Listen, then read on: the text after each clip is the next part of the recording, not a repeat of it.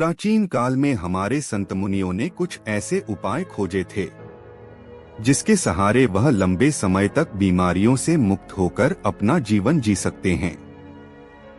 आज के वीडियो में हम उनमें से सबसे महत्वपूर्ण नियमों का जिक्र करेंगे जो बहुत आसान है और जिसे अपनाकर कोई भी व्यक्ति, पुरुष या महिला, बूढ़ा या बच्चा अपना सकता है और बीमारियों से मुक्त स्वस्थ जीवन जी सकता है। इस नियम को समझने के लिए सबसे पहले यह समझें कि प्राचीन काल में हमारे संत मुनि कभी भी सूर्यास्त के बाद भोजन नहीं करते थे।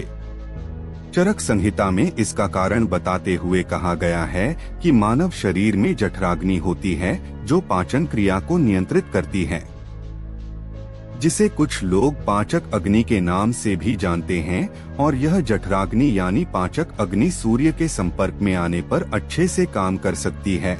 और जब कोई व्यक्ति सूर्य डूबने के बाद भोजन करता है तो रात के समय उसकी पाचक अग्नि सक्रिय नहीं होती है। ये एक नियम 80% बीमारियां ठीक कर देगा। Buddha health tips by Buddha वाइसवर, जिसके कारण धीरे धीरे पाचन क्रिया में बाधा उत्पन्न होने लगती है और इसके कारण समय के साथ शरीर में बीमारियां उत्पन्न होने लगती हैं। यहीं से सभी रोगों की जड़ का जन्म होता है। अगर इस जड़ को यहीं खत्म कर दिया जाए, मिटा दिया जाए, तो शरीर जीवन भर रोगों से मुक्त रह सकता है। अब समझने वाली बात यह है कि जब हमारी जठराग्नि यानी पाचन अग्नि ठीक से काम नहीं करती है तो हमारी प्राण शक्ति को काम करना पड़ता है और हमारी प्राण शक्ति एक समय में एक ही काम अच्छे तरीके से कर पाती है। जब हमारी महत्वपूर्ण ऊर्जा पाचन में शामिल होती है तो हम गहरी नींद नहीं ले पाते हैं और इसी कारण से कुछ लोग 8-8, 10-10 घंटे की नींद लेने के बाद भी सुबह थका हुआ महसूस करते हैं। इसका कारण यही है। प्राण शक्ति की ऊर्जा जो रात के समय हमारे शरीर को अंदर से ठीक करती है, उसकी मरम्मत करती है। फिर यही ऊर्जा रात के समय जब मनुष्य सोता है तो उसके शरीर के रोगों को ठीक करने में अपना समय व्यतीत करेगी और धीरे धीरे इससे आपका शरीर अपने आप ही अपने रोग ठीक कर लेगा। लेकिन इसके लिए आपको अपना रात का खाना सूरज डूबने से पहले करना होगा ताकि सूरज के संपर्क में रहने वाली आपकी पाचन अग्नि बेहतर तरीके से काम करे। यह आपके भोजन को जल्दी पचाने में मदद करेगा जिससे आपकी जीवन शक्ति अन्य कार्य कर सकेगी। मान लीजिए कि आप शाम को 6 से 7 बजे के बीच खाना खाते हैं, इसके बाद आप 9 से 10 बजे के आसपास सो जाते हैं, तो इन 2 से 3 घंटों में आपका ज्यादातर खाना पच जाता है और बाकी का भोजन रात्रि के 1 बजे तक पूरी तरह से पच जाता है। और उसके बाद आपकी जीवन शक्ति आपके शरीर की मरम्मत करने लगती है, आपके शरीर की बीमारियों को ठीक करने में लग जाती है और यही वह समय होता है जब आपका शरीर खुद को डिटॉक्स करना शुरू कर देता है। इसी प्रक्रिया को अर्ध उपवास कहा जाता है, जिसकी पूरी अवधि 16 घंटे की होती है। लेकिन जो लोग दिन में 16 घंटे उपवास करने में सक्षम नहीं है, वो 12 घंटे से शुरुआत कर सकते हैं। यानी कि अगर आपने रात्रि को 7 बजे भोजन किया है तो आप अगले दिन सुबह 7 बजे ही भोजन करें, जिससे कि आपकी बॉडी को तकरीबन 6 घंटों का समय मिलता है खुद को रिपेयर करने का। इस अर्ध उपवास में हमारे शरीर में क्या प्रक्रिया घटित होती है, पहले इसको समझिए। जब हम अर्ध उपवास करते हैं तो हमारे शरीर को पूरी तरह से भोजन नहीं मिलता, इसीलिए शरीर अपनी जरूरतों को पूरा करने के लिए अपनी कोशिकाओं में जो बैक्टीरिया होते हैं, इसमें एक बार आपके शरीर को जो फायदे हो गए वो और इसी वजह से हमारी कोशिकाओं का अपने आप शुद्धिकरण होने लगता है। उपवास कर भी नहीं सकता है क्योंकि जो स्पोर्ट्समैन होता है, जो खेलकूद में इसका मतलब होता है बॉडी को सेल्यूलर, उनके शरीर को रेगुलर डाइट चाहिए होती है। सिर्फ 21 दिन के लिए जो मनुष्य इस प्रक्रिया को अपना लेता है उसकी त्वचा में निखार आने लगता है। बच्चों को भी अर्ध उपवास नहीं करना चाहिए। बाल गिरने कम हो जाते हैं। मधुमेह के पेशेंट अच्छी ताजगी होती है, शुगर लेवल रात को नींद गहरी आती है और मानसिक तनाव बिल्कुल मिट जाता है। करना है तो समय समय पर लोगों को लगता है कि अर्ध उपवास करने से उनका शरीर कमजोर हो जाएगा। जो लोग अर्ध उपवास का सही तरीके से पालन करते हैं, फैट उनके शरीर की 80% बीमारियां खुद ही ठीक हो जाती नहीं होता।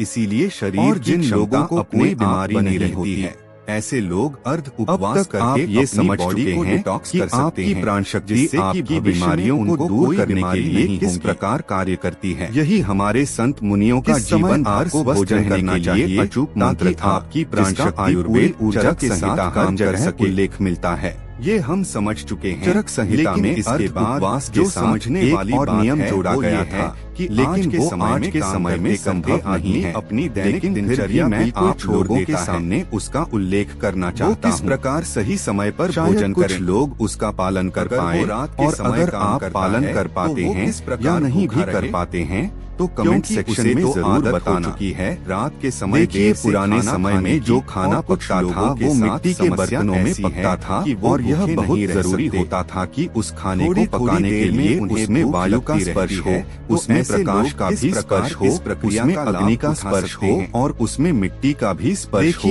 अगर आप मिट्टी का ही बर्तन उपवास कर रहे हैं तो उसके लिए स्पर्श खाने को पकाने के लिए दिया जाता था, जिससे आपकी बॉडी भी हाइड्रेट। अगर पहले खाना पकेगा और तो आपके शरीर का भी स्पर्श आ जाएगा और वायु का भी स्पर्श आ जाएगा। शुरुआत में अगर आप खाना प्रेशर कुकर में नहीं 7 बजे कर लेते हैं, खुले बर्तन में पकता था, 10 बजे तक वायु लगेगी।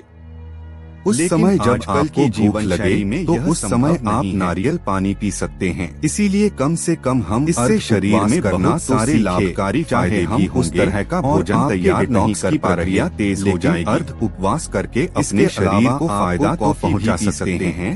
और जिन लोगों का वजन ज्यादा बढ़ा हुआ है, आपको अपने वजन से कम करना चाहते हैं, मिली होगी। ऐसे लोग थोड़े गर्म पानी में एक नींबू निचोड़कर उसमें कमेंट करके जरूर बताएं और साथ ही इसके अद्भुत लाभ होंगे। दोस्तों के साथ जरूर शेयर करें ताकि उन्हें भी उनके शरीर का वजन कितनी तेजी के साथ घट गया है। धन्यवाद। लेकिन जिन लोगों को ठंड जल्दी लगती है, जुकाम जल्दी होता है, खांसी हो जाती है, बुखार हो जाता है, तो ऐसे लोग रात में पानी में नींबू निचोड़कर कभी ना पिएं। रात को त्रिफला चूर्ण भी लिया जा सकता है, जो कि बहुत लाभकारी होता है। वो आपके शरीर को डिटॉक्स करने में उसकी बहुत सहायता करता है। सुबह आपका पेट अच्छे से खाली होगा। अगर रात को आप त्रिफला चूर्ण लेकर सोते हैं तो जिन लोगों को डायबिटीज या फिर शुगर की प्रॉब्लम रहती है, ऐसे लोग अर्ध उपवास पूरा करने के बाद जब अपना पहला भोजन करते हैं, यानी कि सुबह ब्रेकफास्ट जब वो करते हैं, तो हल्के गर्म पानी में एप्पल साइडर विनेगर, दालचीनी का पाउडर और ऊपर से एक नींबू निचोड़कर पी सकते हैं। इससे उन्हें डायबिटीज में बहुत राहत मिलेगी और कुछ ही समय में उनके रिजल्ट्स बिल्कुल चेंज हो जाएंगे। उनका शुगर लेवल, डायबिटीज बिल्कुल मेंटेन होने लगेगा। जिन लोगों को हार्ट की प्रॉब्लम ज्यादा रहती है, ऐसे लोग सुबह ब्रेकफास्ट में घी या फिर कद्दू का जूस ले सकते हैं। ये उनकी त्वचा के लिए, उनकी बॉडी को डिटॉक्स करने के लिए और हार्ट के लिए सबसे ज्यादा बेनिफिशियल होता है। जिन लोगों का डाइजेशन ठीक नहीं होता है, ऐसे लोग पानी में अजवाइन और जीरा गर्म करके उस पानी को ठंडा करके पी सकते हैं। इससे उनकी पाचन क्रिया बहुत सुलभ हो जाएगी। और जिन लोगों को अर्ध उपवास करने में दिक्कत होती है, बार बार भूख लगती है, तो ऐसे लोग हल्के गर्म पानी में शहद मिलाकर पी सकते हैं। ये उनकी भूख को मिटा देगा और उनके शरीर को डिटॉक्स करने में बहुत मददगार ही साबित होगा। कुछ लोग जल्दी रिजल्ट पाने के लिए हफ्ते में 2-2 दिन उपवास करते हैं, लेकिन फिर 5 दिन पेट भर भर के भोजन करते हैं। इससे उनको जल्दी रिजल्ट्स तो मिल जाते हैं, लेकिन ज्यादा समय तक ऐसे रिजल्ट्स टिकाऊ नहीं होते। अर्ध उपवास यानी कि इंटरमिटेंट फास्टिंग धीरे धीरे रिजल्ट दिखाती है, लेकिन इसके जो रिजल्ट होते हैं वो परमानेंट होते हैं। इसमें ऐसा नहीं होता है कि जैसे ही आपने फास्टिंग करनी छोड़ी वैसे ही आपका फिर से वही हाल हो गया। शरीर को जो फायदे हो गए वो बहुत समय तक मिटते नहीं हैं। देखिए, हर कोई अर्ध उपवास कर भी नहीं सकता है, क्योंकि जो स्पोर्ट्समैन होता है, जो खेलकूद में होते हैं, उनके शरीर को रेगुलर डाइट चाहिए होती है, क्योंकि उनके लिए हेल्थ से ज्यादा परफॉर्मेंस जरूरी होती है। इसी तरह बच्चों को भी अर्ध उपवास नहीं करना चाहिए, और जो लोग मधुमेह के पेशेंट हैं, जिनका शुगर लेवल गड़बड़ रहता है, ऐसे लोगों को अगर अर्ध उपवास करना है तो समय समय पर अपना sugar level, blood sugar level check करवाते रहिए। जो लोग अर्ध उपवास का सही तरीके से पालन करते हैं, उनके शरीर की 80% बीमारियां खुद ही ठीक हो जाती है। और जिन लोगों को कोई बीमारी नहीं होती, ऐसे लोग अर्ध उपवास करके अपनी बॉडी को डिटॉक्स कर सकते हैं, जिससे कि भविष्य में उनको कोई बीमारी नहीं होगी। यही हमारे संत मुनियों का जीवन भर स्वस्थ रहने के लिए अचूक मंत्र था, जिसका आयुर्वेद चरक संहिता हर जगह उल्लेख मिलता है। चरक संहिता में अर्ध उपवास के साथ एक और नियम जोड़ा गया था, लेकिन वो आज के समय में संभव नहीं है, लेकिन फिर भी मैं आप लोगों के सामने उसका उल्लेख करना चाहता हूँ। शायद कुछ लोग उसका पालन कर पाए, और अगर आप पालन कर पाते हैं या नहीं भी कर पाते हैं तो कमेंट सेक्शन में जरूर बताना। देखिए, पुराने समय में जो खाना पकता था वो मिट्टी के बर्तनों में पकता था, और यह बहुत जरूरी होता था कि उस खाने को पकाने के लिए उसमें वायु का स्पर्श हो, उसमें प्रकाश का भी स्पर्श हो, उसमें अग्नि का स्पर्श हो, और उसमें मिट्टी का भी स्पर्श हो। उस समय मिट्टी का ही बर्तन होता था। अग्नि का स्पर्श खाने को पकाने के लिए दिया जाता था, और सूर्यास्त से अगर पहले खाना पकेगा तो उसमें प्रकाश का भी स्पर्श आ जाएगा और वायु का भी स्पर्श आ जाएगा। क्योंकि खाना प्रेशर कुकर में नहीं पकता था, खुले बर्तन में पकता था, जिससे वायु उसको स्पर्श कर सके। लेकिन आजकल की जीवन शैली में यह संभव नहीं है। इसीलिए कम से कम हम अर्ध उपवास करना तो सीखे।